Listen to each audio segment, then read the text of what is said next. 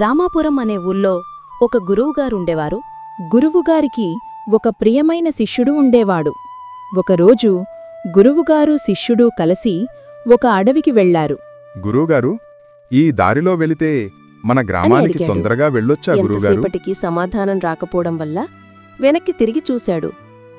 గురువుగారు ఒక చోట ఆగిపోవడం చూసి ఏమైందా చూద్దామని వెనక్కి వచ్చి చూస్తే గురువుగారు దారికి పక్కనే ఉన్న 4 చెట్లను అదే పనిగా చూస్తూ ఉండడం గమనించాడు.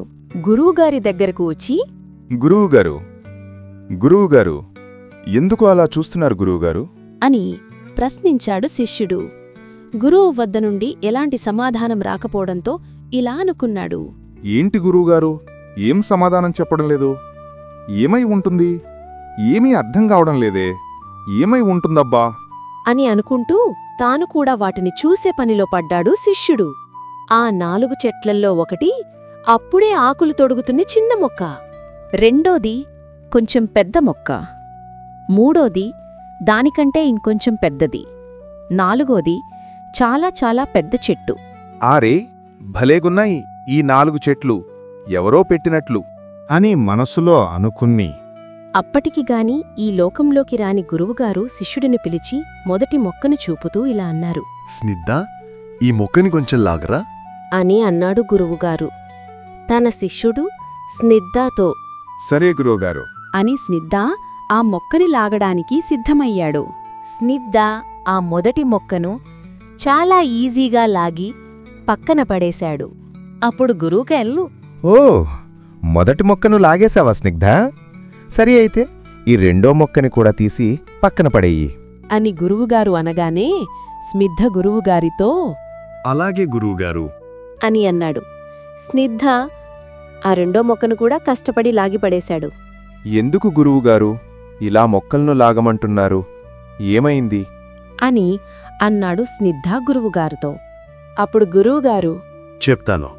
సరే, ఈ చెట్టుని కూడా తీసిపాడే అన్నాడు. గురువుగారు స్నిగ్ధతో 3వ చెట్టును కూడా గురువుగారు లాగమని చెప్పడంతో తన శక్తినంతటినీ ఉపయోగించి అతి కష్టం మీద స్నిగ్ధ ఆ 3వ మొక్కను లాగి అవతల పడేశాడు.